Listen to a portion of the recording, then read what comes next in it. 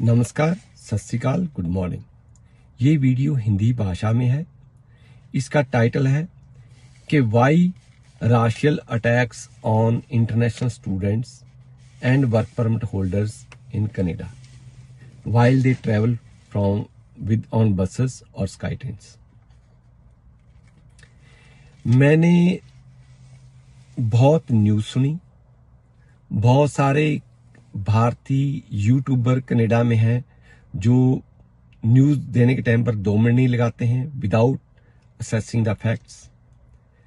तो जब मैंने देखा कि 2-3 लड़कों का विद नाइफ अटैक उनका मर्डर हो चुका है, तो मैंने इस विषय के ऊपर सर्वे किया है और इसके 6 पॉइंट मुझे मिले हैं जो मुझे अलग अलग कम्युनिटी ने इसके बारे में बात बताई है।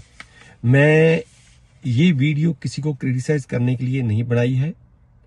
मैं चाहता हूं कि मेरी कम्युनिटी इन बातों के ऊपर गौर करें और जितने भी प्रेस रिपोर्टर हैं कनाडा में और जितने भी यूट्यूबर हैं, देखिए हम सभी भारतीय हैं, कनाडा में आए हुए हैं और हमारी यहाँ पे ये ड्यूटी नहीं बनती है कि हम सिर्फ न्यूज़ ही देने में लगे रहे।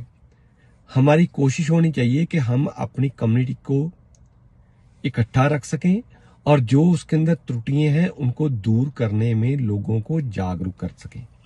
तो मैं आपको 6 पॉइंट बताने जा रहा हूं और मुझे उम्मीद है कि आप सब मेरे से कोऑपरेट करोगे, इस बात के ऊपर आप और गौर फरमाओगे। यदि इससे अच्छे कोई पॉइंट आपको और मिलते हैं तो हम आपसे सुनना चाहेंगे। नंबर 1, आपने अक्सर देखा होगा कि आज देखो, ये कोई जरूरी नहीं कि कनाडा में बस में वही ट्रैवल करता है जिसके पास पैसे नहीं है।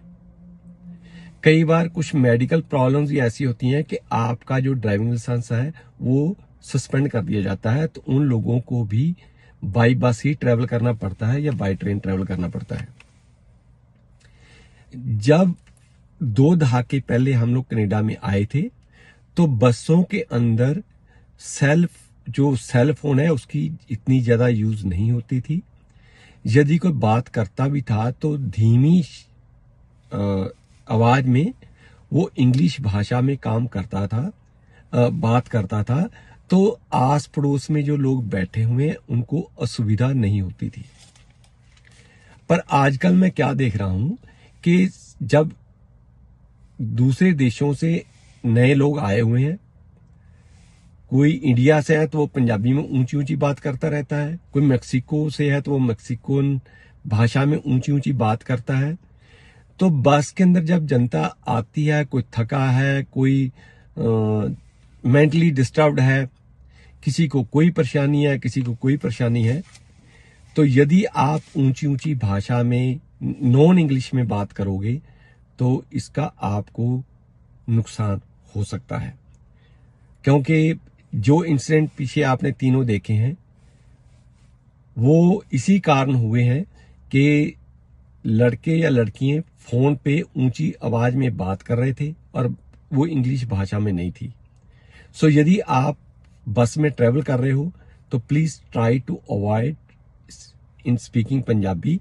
आप इंग्लिश में बात करके या उस जो आपको बुला रहा है उसको कह सकते हो कि you will call him later, you are in the bus. Number 2, जब आप किसी भी कनाडा में 52 सीटर बस नहीं होती है, यहाँ पे बसों के अंदर कम सीटें होती हैं और पहाड़ी इलाका होने की वजह से स्टैंडिंग बहुत बार अलाउड नहीं होते हैं। तो आपने देखा होगा कि बसों के अंदर ड्राइवर के एग्जैक्टली पीछे जो है सीटें हैं और जो स्काई ट्रेन है उसके अंदर जहां आप विंडो से एंटर करते हो वहां पे जो सीटें हैं वो उसके ऊपर रिजर्व लिखा हुआ है, they are reserve for senior citizens. और जो लेडीज छोटे बच्चों के साथ ट्रेवल कर रही होती हैं उनके लिए वो सीटें राखनी होती हैं। मैं आपकी बात समझता हूं कि कई बार वो सीटें खाली हो जाती हैं तो आप उसके ऊपर बैठ सकते हो, पर जब कभी भी उसके जो हकदार हैं वो आते हैं तो आपको सीट वकेट करनी होती है। मैं देख रहा हूं कि स्टूडेंट अक्सर उसके ऊपर जानबूझ के बैठ के आंखें बंद कर लेते हैं, ताकि वो कबूतर की तरह आंखें बंद, ताकि उनको ये लगे कि ये आदमी सो रहा है, इसको डिस्टर्ब नहीं करना है।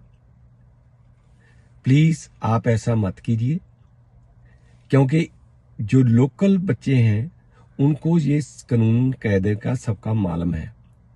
और जो बसों के ड्राइवर भी हैं ट्रांसलिंक के, मैं उनको सबको रिक्वेस्ट करता हूं कि ऐसी सिचुएशन यदि आती है तो दे मस्ट इंटरवीन। उनको ट्रांजिट पुलिस को बुला लेना चाहिए, या उनको खुद भी पॉइंट आउट करने की जरूरत होती है। बस रोक के आप उस बात को पॉइंट आउट कीजिए कि please change your seats. Number 3, अक्सर क्या होता है कि जो buses, trains, airport, hospitals, blood testing lab, service Canada, income tax office, इनके सबके ऊपर सिस्टम है कि फर्स्ट कम फर्स्ट सर्व। वहां पे लाइन लगी रहती है। आप अपनी सहेली को, अपने दोस्त को, अपने रिश्तेदार को, किसी को भी लाइन में आगे नहीं लगवा सकते हो, उससे पीछे वालों को प्रॉब्लम होती है। ऑफ कोर्स हम अपने देश में ऐसा करते थे कि लाइन लगी हुई है, यार दोस्त या सहेली को बीच में डाल लिया तो किसी ने कुछ नहीं कहा, पर कनाडा में ऐसा नहीं है।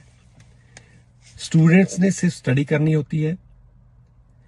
जो जनता बसों में ट्रेवल करती है वो काम करके आते हैं, थके होते हैं, और वो इस चीज को टॉलरेट नहीं कर पाते हैं।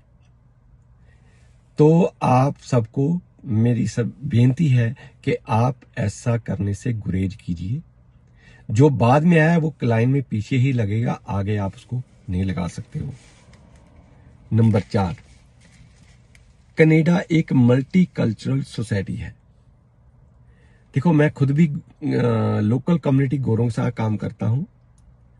यहां सिस्टम है कि 150 देशों के लोग आते हैं, और सभी वर्कर एक ही देश के नहीं होते हैं। जबकि हम लोग जो इंडियन कम्युनिटी के एम्प्लॉयर्स हैं वो सिर्फ पंजाबियों को ही जॉब देते हैं, जो कि सरासर कनेडियन सिस्टम के अनुकूल नहीं है। हम लोग अपना देश छोड़ के 14,000 किलोमीटर दूर आए हैं, तो कनाडा की खुश खासियत है, और हमारी सबकी कर्तव्य बनता है कि हम उस ड्यूटी को निभाएं।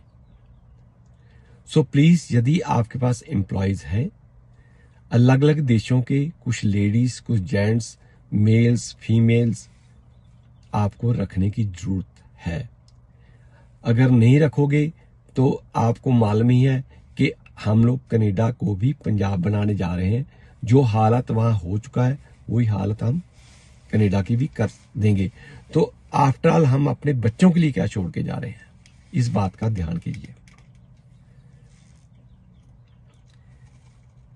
नेक्स्ट पॉइंट है कि देखो, जब बच्चे स्कूल में जाते हैं, अक्सर आपने देखा होगा कि वहां पे अलग अलग देशों से आए हुए लोग के इमिग्रेशन, जो इमिग्रेट करके आए हैं उनके बच्चे पढ़ते हैं। तो हमें कोशिश करनी चाहिए कि हमारे बच्चे कनेडियन सिस्टम को अडॉप्ट करें, ना कि वापस अपने पुराने मदर कंट्री की ही तरह बिहेव करें। और ये बात एजुकेट सिर्फ पेरेंट्स ही कर सकते हैं, या क्योंकि यहाँ लोग आसपास के घरों के बच्चे इकट्ठे कर तो खेलते नहीं है। सो ये जो 6 पॉइंट है मैंने ये नोटिस किए हैं, और इसको क्रिटिसिज्म ना समझा जाए, इसको पॉजिटिव वे से लिया जाए। और आप सबकी कोशिश होनी चाहिए। मैंने देखा कि सरी के अंदर काफी रिलीजियस प्लेसेस हैं, वो स्टूडेंट्स को खाना पीना फ्री में देते हैं, बड़ी खुशी की बात है। हमें और भी ज्यादा खुशी होगी कि अगर वो स्टूडेंट्स को कनेडियन कल्चर में कैसे अडॉप्ट करना है, यहाँ के क्या क्या पॉजिटिव पॉइंट है उन्होंने ग्रहण करने हैं, इसके बारे में भी जानकारी देंगे, तो हम उनका बहुत बहुत धन्यवाद करेंगे। Please, thank you very much, stay connected with us. यदि आपको कोई भी फ्री में कनाडा के बारे में इंफॉर्मेशन चाहिए, ऊपर दिए गए फोन नंबर व्हाट्सएप के पर मौजूद है, आप हमें फोन के पर बता सकते हो। We are always with you, for you, to help. at every stage. Thank you.